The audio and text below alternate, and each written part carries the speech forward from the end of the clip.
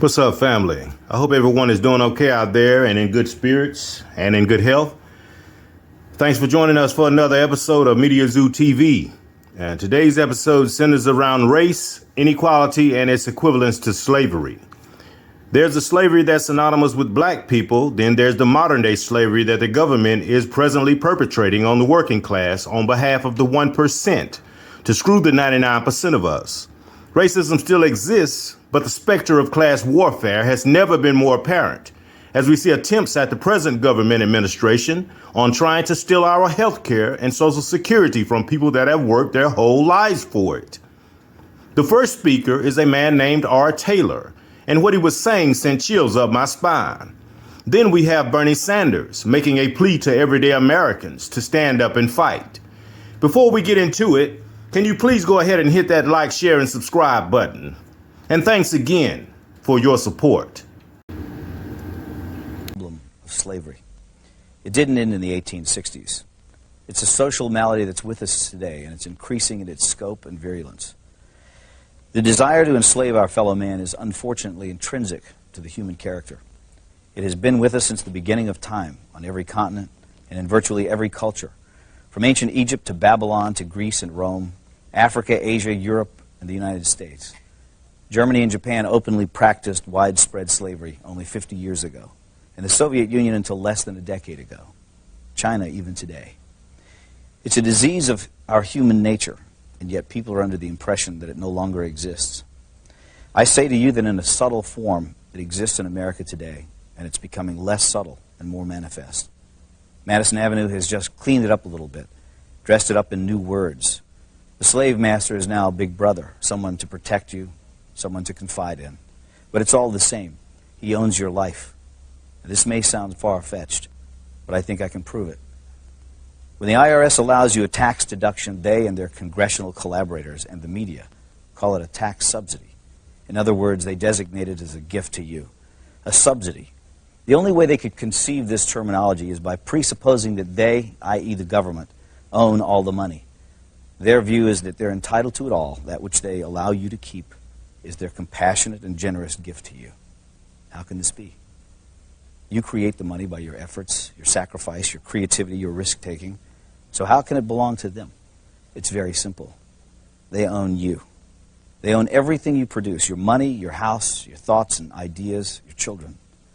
If you go to a foreign country to work, you still have to pay the U.S. income tax.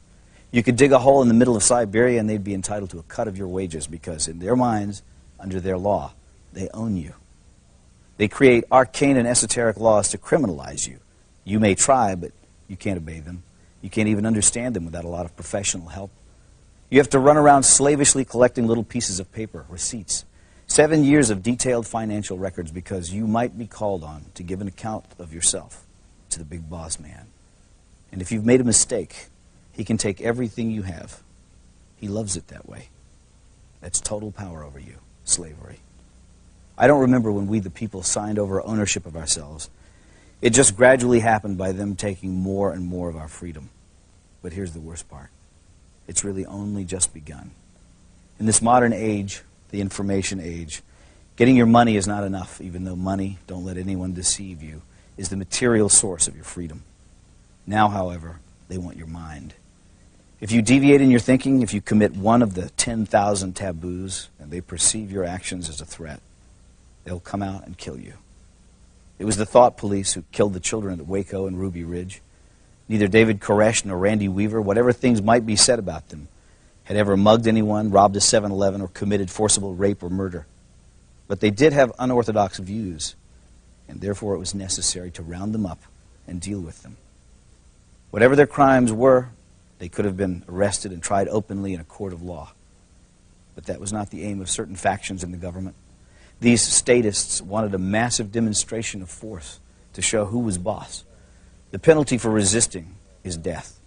After all, we're not free. We belong to the government, and deviant thoughts will not be tolerated. In the aftermath of the horrible Oklahoma City bombing, government propagandists tried to intimidate the people into silence by recklessly linking criticism of the government to acts of murder. Some people ask, how can you fear your government and claim to love your country? Our response is, how can you love your country without fearing your government? Who else holds a counterfeit license to kill, incarcerate, and confiscate for non-crimes? Remember, America is about liberty first and last, not obedience to bureaucrats. The Washington power clique wants you to shut up, get in line, do what you're told to do, and most outrageously, think what you've been told to think. We have hundreds of politicians and thousands of lobbyists crawling all over Washington, thinking of ways to control you, to extend their will over you, to subvert your freedom and replace it with their will, to capture, that is, to steal your life force. And so we should all be very angry, because anger is the engine that drives our will to resist. And without resistance, without awareness, they will take it all. That's not just politically perverse, it's a sin against mankind, because freedom is actually sacred. Drop an ant into a jar and seal the lid. It will spend the rest of its life trying to get out. It has nowhere to go, but it wants to be free. That is its nature. It's the way every living thing is made. Once, a long time ago, I saw something at the zoo, a wolf lying in its cage. I thought about how this magnificent animal was the end product of millions of years of evolutionary design. A nose that could detect the faintest scent, ultrasonic hearing, eyes that could see in the dark, teeth and jaws capable of crushing thick bone, heart and lungs that could run him for hours in a sub-zero blizzard. And yet there he was, lying forlorn and full of despair. He was well fed. He had a clean habitat and water and medical care. So what was the problem? He was sick with the knowledge that his wonderful powers would never be exercised again. And so he lay there, his head on his paws, staring blankly ahead at perhaps some imaginary forest that he could never reach because there were bars around him. They had not killed his body, but they were destroying his soul. God gave Adam and Eve freedom, even though he knew they would invite death into the world. That's how important freedom is in the divine scheme of things. And that's why we urge you to defend it, always. It's at the same time a slush fund for Elon Musk and Donald Trump to continue their war against the working families of our country. This bill puts more and more power into the hands of the White House. At a time when 60% of our people are living paycheck to paycheck and millions are struggling to keep their heads above water, this bill makes massive cuts to housing, health care, and nutrition, jeopardizes the functioning of the Social Security Administration, and continues the Trump administration's attack against veterans and the Veterans Administration. This bill will make the rich richer and the poor poorer. In order to pass this legislation, the Republicans needed 60 votes, which meant that they had to have 7 votes from Democrats, and they got them. Actually, they got 10 votes. That is sad. That is an absolute dereliction of duty on the part of the Democratic leadership. Nobody in this Senate should have voted for this dangerous bill. In America today, as all of you know, we face an unprecedented set of crises. We are moving rapidly toward an oligarchic form of society where Elon Musk and other billionaires are running the government.